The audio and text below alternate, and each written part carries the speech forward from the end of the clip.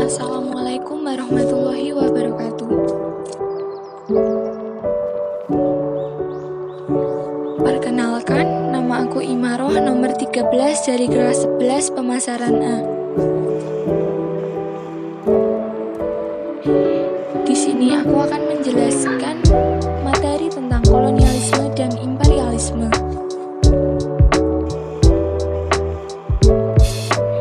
Pengertian kolonialisme.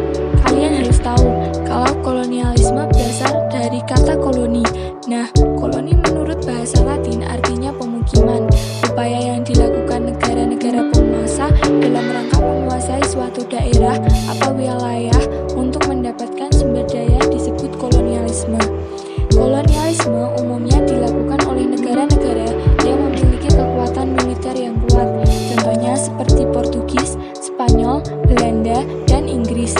Negara-negara tersebut berhasil menguasai negara-negara lainnya termasuk Indonesia.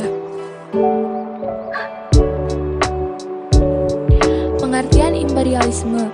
Imperialisme merupakan istilah yang berasal dari kata imperator, artinya memerintah.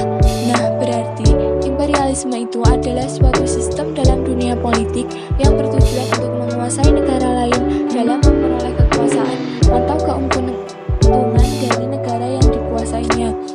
Imperialisme sudah ada sejak abad ke-19 loh.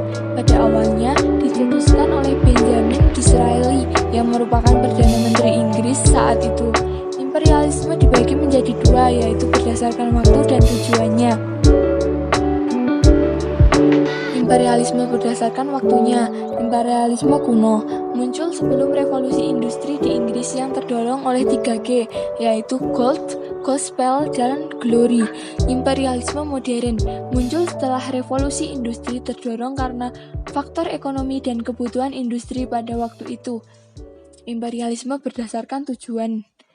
Imperialisme politik untuk menguasai seluruh kehidupan politik suatu negara. Imperialisme ekonomi untuk menguasai sektor perekonomian negara lain. Imperialisme kebudayaan untuk menguasai nilai-nilai kebudayaan suatu negara. Dan imperialisme militer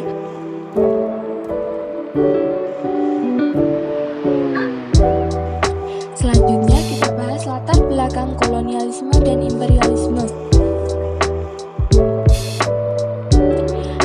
Dari situs resmi Kementerian Pendidikan dan Kebudayaan Republik Indonesia, latar belakang bangsa Eropa datang ke wilayah Nusantara adalah 1. Jatuhnya Konstantinopel di kawasan Laut Tengah kekuasaan Turki Utsmani pada tahun 1453 Masehi. 2. Ekonomi dan perdagangan Eropa merosot. 3. Adanya berbagai penemuan di bidang teknologi khususnya pelayaran sehingga muncul penjelajahan samudera untuk mencari sumber daya di dunia baru. 4. Semangat melanjutkan perang salib.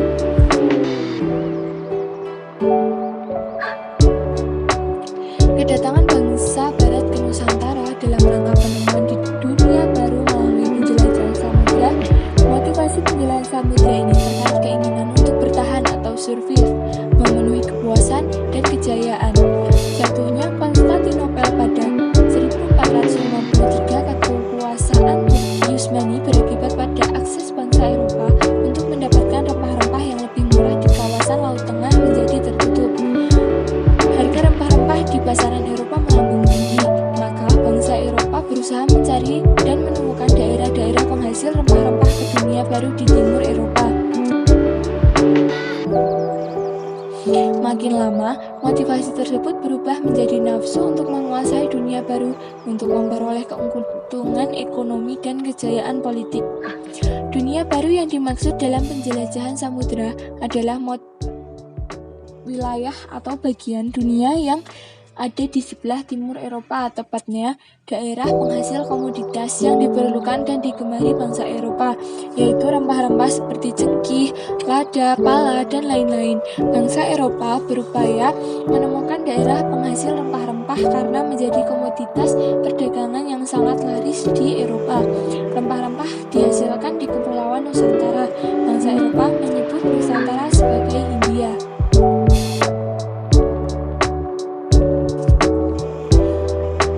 Tokoh kolonialisme dan imperialisme.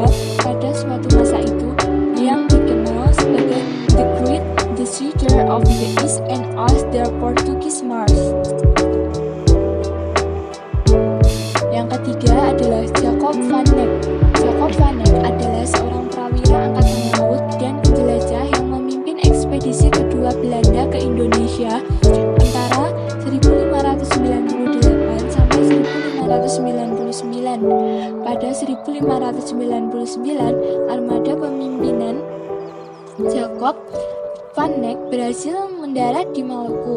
Dari ekspedisi kedua inilah Belanda mampu meraup keuntungan setelah berhasil mengangkat rempah-rempah.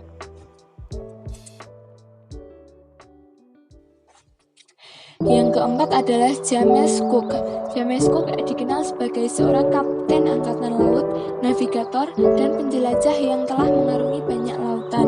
Cook melakukan pelayaran menyusuri pantai Kanada serta menjalani 3 kali ekspedisi di Samudra Pasifik, mulai dari dataran es Antartika hingga Selat Bering, serta dari pantai Amerika Utara menuju Australia dan Selandia Baru. Selanjutnya atau yang terakhir kita akan bahas tentang persamaan dan perbedaan kolonialisme dan imperialisme. Persamaannya, negara penakluk yang melakukan kolonialisme atau imperialisme akan mendominasi penduduk atau sumber daya yang memiliki negara ditaklukkan. Dominasi ini bisa dalam berbagai bidang seperti politik dan ekonomi. Persamaan lain antar keduanya adalah kolonialisme dan imperialisme memanfaatkan suatu negara untuk mencapai kepentingan atau tujuan dari negara penakluknya. Hal ini membuat negara penakluk semakin makmur dan negara yang ditaklukkan semakin menderita. Perbedaannya, kolonialisme dalam bentuk modern pertama kali mulai terbentuk sekitar 400 tahun yang lalu dan mengubah landscape ekonomi dunia selamanya.